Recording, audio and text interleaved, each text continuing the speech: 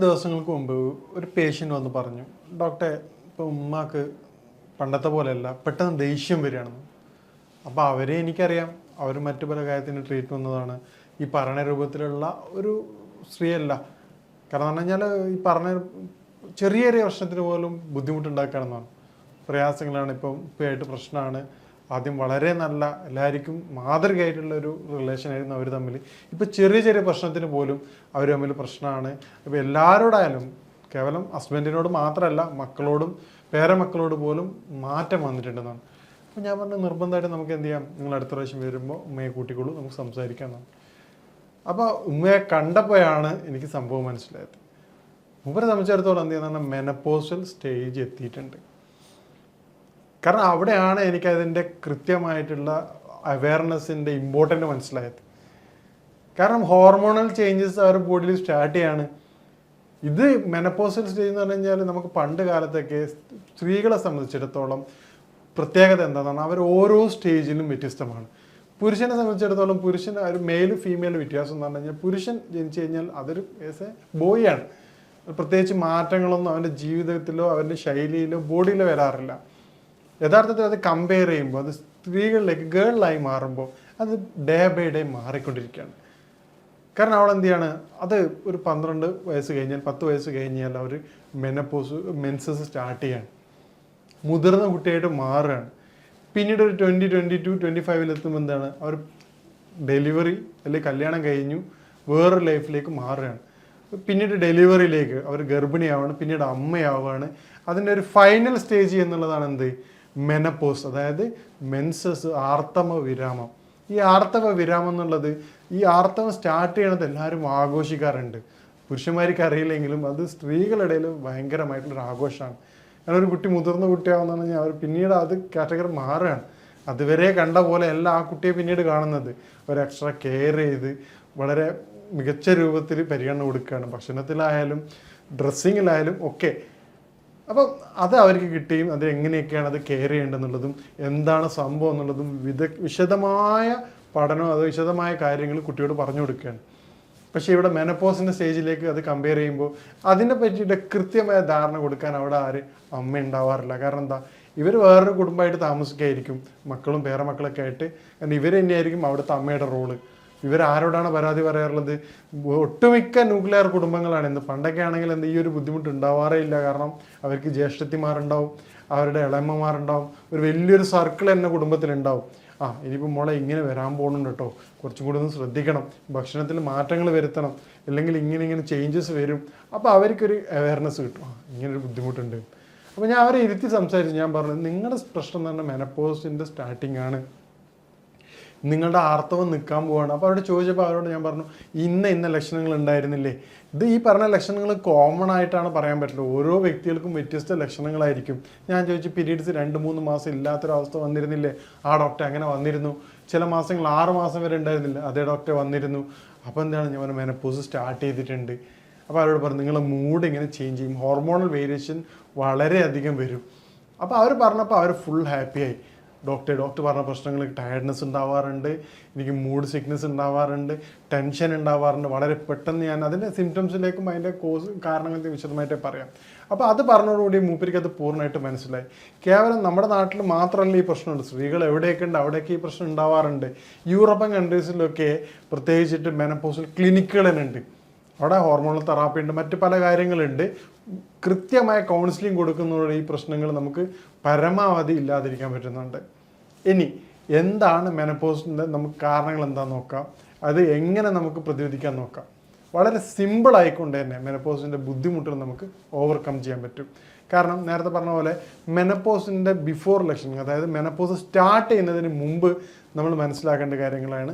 Irregular periods start ചെയ്യും. ഉദാഹരണത്തിന് 3 months periods absent ആയിരിക്കും, അല്ലെങ്കിൽ ചില കേസുകൾ 6 months വരെ ആബ്സെൻ്റ് ആയിരിക്കും. പിന്നീട് പതിയെ എന്താവും, അത് സ്റ്റോപ്പ് ആവും. ആ സമയത്ത് ബോഡി വളരെയധികം ഹോട്ടായിരിക്കും, ശരീരത്തിന് നല്ല ചൂടായിരിക്കും, കൂടുതലായിട്ടുള്ള വേർപ്പ് അനുഭവപ്പെടാറുണ്ട്, രാത്രി കാലങ്ങളിൽ പനി പോലെ ഉണ്ടാവും. ഇത് മെനപ്പോസിൻ്റെ വാർണിംഗ്, അതായത് മെനപ്പോസിന് മുമ്പ് ഉണ്ടാവുന്ന സൈൻ സിംറ്റംസ് ആണ്.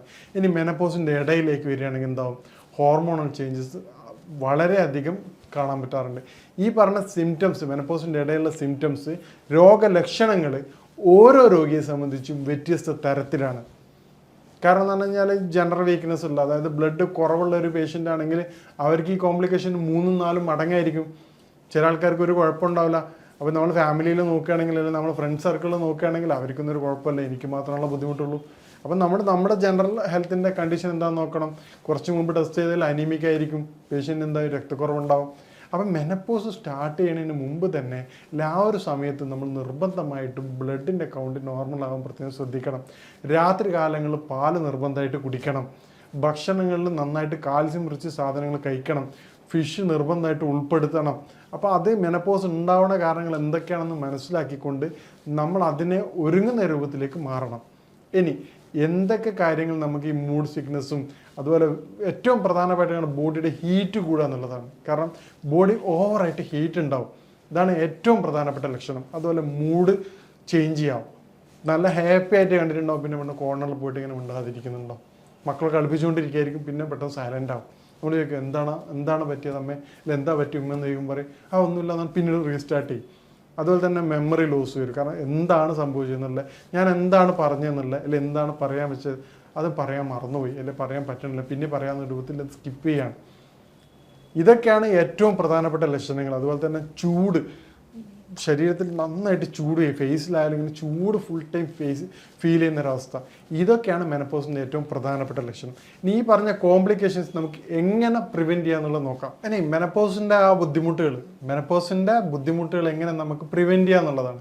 എങ്ങനെ നമുക്ക് ബ്ലോക്ക് ചെയ്യാന്നുള്ളത് അല്ലെങ്കിൽ കൺട്രോൾ ചെയ്യാന്നുള്ളത് ഏറ്റവും പ്രധാനമായിട്ട് മനസ്സിലാക്കേണ്ടത്. അവരെക്കാൾ ഉപരി ഇപ്പം പാർട്ട്ണറാണ് ഏറ്റവും മുഖ്യ റോൾ വഹിക്കേണ്ടത്. കാരണം പാർട്ട്ണറാണ് നിങ്ങൾക്ക് പണ്ടത്തെ പോലെയല്ല ഭയങ്കര ദേഷ്യമാണെന്ന് പറയുന്നതിന് പകരം ആ പുള്ളിയോട് ഇപ്പോൾ ഫാദറിനോട് നിങ്ങൾ എന്ത് ചെയ്യുക പറയാം, അമ്മയ്ക്ക് ഇങ്ങനെ മെനപ്പോസാണ്, ചെറിയ പ്രശ്നങ്ങൾ ഉണ്ടാവാൻ സാധ്യതയുണ്ട്, ഒന്ന് കെയറിങ് കൊടുക്കണം എന്ന് പറയാം. അപ്പോൾ ഫാദറിന് മനസ്സിലാവും. പ്രൈമറി സപ്പോർട്ട് കിട്ടുന്നത് പാർട്ട്ണറുടെ അടുത്ത് നിന്നാണ്. പിന്നീട് അതുപോലെ തന്നെ സൈക്കിൾ ഡെവലപ്പ് ചെയ്യുക, മക്കളെടുത്തുനിന്നായാലും ചെറിയ മക്കളെടുത്ത് എല്ലാവരും അവരെ കൺസിഡർ ചെയ്യുന്നുള്ള രൂപത്തിലേക്ക് മാറ്റുക. ഇത് അവർക്ക് വളരെയധികം ആത്മവിശ്വാസം ഉണ്ടാക്കും. അതുപോലെ തന്നെ അവരോട് അതിൻ്റെ കാരണങ്ങൾ, സൈൻ സിംറ്റംസ് പറഞ്ഞു കൊടുത്ത് ഉൾക്കൊള്ളിപ്പിക്കാൻ ശ്രമിക്കുക. അപ്പോൾ അവർക്ക് അതിൻ്റെ ഉദാഹരണത്തിന് പല വ്യത്യസ്ത കാരണം. ചില പേഷ്യൻസിന് മസിൽസ് പെയിൻ ഉണ്ടാവാറുണ്ട്, ഈ പറഞ്ഞ പിന്നെ ഒരു മെമ്മറി ലോസ് വരാറുണ്ട്. അപ്പോൾ അതിന് ന്യൂട്രീഷൻസും അതുപോലെ വൈറ്റമിൻസും അത്യാവശ്യമാണ്. അപ്പോൾ എന്ത് ചെയ്യുക, എന്താണ് അതിൻ്റെ കാരണം വരുന്നത് അത് ചെയ്യുക. ഉദാഹരണമായിട്ട് ഏറ്റവും പ്രധാനമായിട്ടുള്ള വൈറ്റമിൻ സി, ഡി, ബി അതുപോലെ കാരണങ്ങൾ, അതുപോലെ മിനറൽസ്, സിങ്ക്, ഒരുപാട് കാരണം. അപ്പോൾ ഏറ്റവും നല്ലതെന്ന് പറഞ്ഞാൽ അതിന് പറ്റുന്ന ഡയറ്റ് ഫോം ചെയ്യുക എന്നുള്ളതാണ്. ഏറ്റവും റെക്കമെൻഡഡ് ഡയറ്റായിട്ട് നമ്മൾ പറയാറുള്ളത് പാല് കൊടുക്കുക, ഡെയിലി ഒരു ഗ്ലാസ് പാല് കൊടുക്കുക. അതോടൊപ്പം തന്നെ ഡാർക്ക് ചോക്ലേറ്റ് പറ്റുകയാണെങ്കിൽ ഏറ്റവും നല്ലതാണ്, ആൻറ്റി ഓക്സിഡൻറ്റ് റിച്ച് ആണ്. അതോടൊപ്പം തന്നെ മുട്ട കൊടുക്കുക. ജങ്ക് ഫുഡ് കാര്യങ്ങൾ പൂർണ്ണമായിട്ട് ഒഴിവാക്കുക. ആൽമണ്ട് അല്ലെങ്കിൽ അക്രോട്ട്, സോയ അതുപോലെ വ്യത്യസ്തമായ സാധനങ്ങൾ ഉപയോഗിക്കുകയാണെങ്കിൽ ഈ പറഞ്ഞ ബുദ്ധിമുട്ടുകളും പ്രയാസങ്ങളും ഇതുമായിട്ട് ബന്ധപ്പെട്ട ഡെഫിഷ്യൻസി ആയിട്ട് ബന്ധപ്പെട്ട കാര്യങ്ങൾ നമുക്ക് ഒരു പരിധി വരെ തടയാവുന്നതാണ്. അതുപോലെ തന്നെ ഇമ്പോർട്ടൻ്റ് ആണ് കൃത്യമായ ഉറക്കം ഉണ്ടോ എന്നുള്ളത് ശ്രദ്ധിക്കുക. ഫിസിക്കൽ മൂവ്മെൻറ്റ്സ്, ശരീരത്തിന് കൃത്യമായ വ്യായാമം, മറ്റു പല കാര്യങ്ങളും കൃത്യമായ അളവിലാണോ എന്നുള്ളത് ശ്രദ്ധിക്കുക. അപ്പോൾ ഇത് ചെയ്യുമ്പോൾ തന്നെ നമ്മൾ മറ്റൊന്ന് മനസ്സിലാക്കേണ്ടത് ഹോർമോണൽ ലെവൽ കുറഞ്ഞതുകൊണ്ട് തന്നെ ഒരുപാട് കോംപ്ലിക്കേഷൻസിന് കാരണമാവാറുണ്ട്. ഇനി മെനപ്പോസിൻ്റെ കോംപ്ലിക്കേഷൻസ് എന്തൊക്കെയാണെന്ന് നോക്കാം. മെനപ്പോസിൽ വരുന്ന ഏറ്റവും പ്രധാനപ്പെട്ട കോംപ്ലിക്കേഷൻസ്, മെനപ്പോസ് എന്നുള്ളത് ഈസ്ട്രജൻ്റെ ലെവൽ കുറയാണ്, ഹോർമോൺ ലെവൽ കുറയുന്ന ഒരു പ്രതിഭാസമാണ്. ഇതുകൊണ്ട് നമുക്കുണ്ടാവുന്നത് എല്ലാവർക്കും അറിയാത്ത കുറച്ച് കാര്യങ്ങളാണ്. പ്രധാനമായിട്ടത് ഹാർട്ട് ഡിസീസിന് കാരണം എന്താണ്, ഈസ്ട്രജൻ ലെവൽ കുറയുമ്പോൾ അത് ബ്ലഡ് വെസൽസിൽ പ്ലാഗ്, അതായത് തടസ്സങ്ങളിൽ കൊഴുപ്പ് പോലെ അടിഞ്ഞുകൂടാൻ സാധ്യതയുണ്ട്. ഇത് പ്രോപ്പറായിട്ടുള്ള സർക്കുലേഷൻ ഇല്ലാതിരിക്കുകയും പിന്നീട് അത് ഹാർട്ട് ഡിസീസിന് കൂടുതലായിട്ട് സാധ്യതയുണ്ട്. ഇത്തരത്തിൽ എന്താ ചെയ്യേണ്ടത്, ഇതേപോലെ തന്നെ എല്ലുകളുടെ ബലക്ഷയം സംഭവിക്കാൻ സാധ്യതയുണ്ട്. കാരണം ഈസ്ട്രജൻ ലെവൽ കുറയാണ്. ഈ ഒരു ഘട്ടത്തിൽ നമ്മൾ കോംപ്ലിക്കേഷൻസ് ഓവർകം ചെയ്യുന്നതിന് വേണ്ടി ചെയ്യേണ്ട പ്രധാനപ്പെട്ട കാര്യം ഈ ബോഡിയിൽ നാച്ചുറലായിട്ട് ഈസ്ട്രജൻ്റെ ലെവൽ കൂട്ടുക എന്നുള്ളതാണ്. നാച്ചുറലായിട്ടും ചില പേഷ്യൻസിന് കൂടിയിട്ടില്ലെങ്കിൽ ഈ പറഞ്ഞ ഹോർമോണൽ തെറാപ്പി ചെയ്യേണ്ടതാണ്. നോർമലി ഒരു 98% ആൾക്കാർക്കും അതിൻ്റെ ആവശ്യകത വരാറില്ല.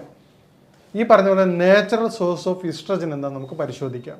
അത് വെജിറ്റബിൾസിലേക്ക് വരികയാണെങ്കിൽ നമുക്ക് ക്യാരറ്റ്, ബീട്രൂട്ട്, ക്യാബേജ്, ബ്രോങ്കായി, ഈ പറഞ്ഞ കോമൺ ആയിട്ടുള്ള നമുക്ക് പ്രത്യേകിച്ച് വേണ്ട ആവശ്യമൊന്നുമില്ല, സോയ, ഈ സാധനങ്ങൾ ഡെയിലി ഭക്ഷണത്തിൽ ഉൾപ്പെടുത്തുക. ഫ്രൂട്ട്സിലേക്ക് വരികയാണെങ്കിൽ എന്താണ് ഏറ്റവും പ്രധാനം, പ്ലംസ്, ആപ്പിളാണ്. അതുപോലെ ഫിഷ് ഓയിൽ നിർബന്ധമായിട്ടും ഫിഷ് ഓയിൽ ക്യാപ്സ്യൂളായിട്ട് കഴിക്കേണ്ടതാണ്. ഈ പ്ലംസും ആപ്പിളും അല്ലെങ്കിൽ ABC juice, apple, carrot, beetroot juice നമ്മൾ കഴിക്കുകയാണെങ്കിൽ ഡെയിലി 1-2 നേരം കഴിക്കുകയാണെങ്കിൽ ഈസ്ട്രജൻ ലെവൽ വളരെയധികം വർദ്ധിക്കുകയും ഈ പറഞ്ഞ കോംപ്ലിക്കേഷൻസ് വളരെ എളുപ്പം തന്നെ നമുക്ക് ഒഴിവാകുന്നതാണ്. നേരത്തെ പറഞ്ഞതുപോലുള്ള എന്താണ് ഏത് ബുദ്ധിമുട്ടെന്നുള്ളത് സ്പെസിഫൈ ചെയ്തിട്ട് ആ ടെസ്റ്റുകൾ ചെയ്തിട്ട് ഏത് വൈറ്റമിൻ്റെ കുറവാണ്, അതിൻ്റെ സപ്ലിമെൻറ്റ്സ് കാര്യങ്ങൾ കഴിക്കുകയാണെങ്കിൽ നമുക്ക് സന്തോഷത്തോടു കൂടി തന്നെ മറ്റുള്ള ബുദ്ധിമുട്ടുകളൊന്നും ഇല്ലാതെ തന്നെ നമുക്ക് ഈ മെനപ്പോസ് എന്നുള്ള ഒരു സ്റ്റേജ് വളരെ എളുപ്പം കവർ ചെയ്യാൻ പറ്റുന്നതാണ്. 1-2 വർഷം കെയർ ചെയ്യുമ്പോൾ തന്നെ നമുക്ക് എന്ത് ചെയ്യും, ബോഡി അതോട് വളരെ പെട്ടെന്ന് തന്നെ മേക്കപ്പ് ചെയ്യും.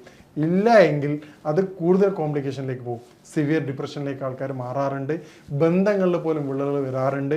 കാരണം എന്താണ്, കംപ്ലൈൻ്റ് ആണ്, അമ്മ പണ്ടത്തെ പോലെ ഞങ്ങളെ കെയർ ചെയ്യുന്നില്ല, അല്ലെങ്കിൽ അച്ഛൻ പറയും അമ്മ പണ്ടത്തെ പോലെയല്ല.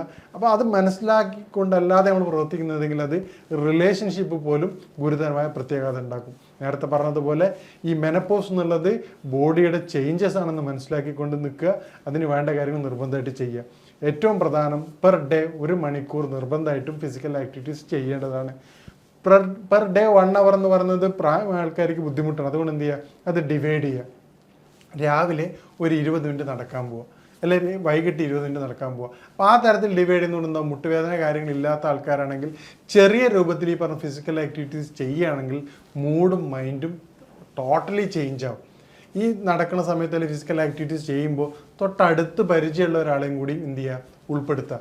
അങ്ങനെ അവരായിട്ടൊരു ഫ്രണ്ട് സർക്കിൾ ഉണ്ടാക്കി നമുക്ക് വരുന്ന മാറ്റങ്ങൾ ഇന്ന കാരണങ്ങളാണെന്ന് പരസ്പരം പറയുന്ന ഒരു വ്യക്തിയാണെങ്കിൽ നിങ്ങൾക്ക് വളരെയധികം മാറ്റം ഈ രൂപത്തിൽ കണ്ടെത്താൻ പറ്റും. ഇനി ഇതുമായിട്ട് ബന്ധപ്പെട്ട കാര്യങ്ങൾക്ക് നിങ്ങൾക്ക് ബന്ധപ്പെടാവുന്നതാണ്. ഇനി മറ്റൊരു വിഷയമായിട്ട് കാണാം. നന്ദി.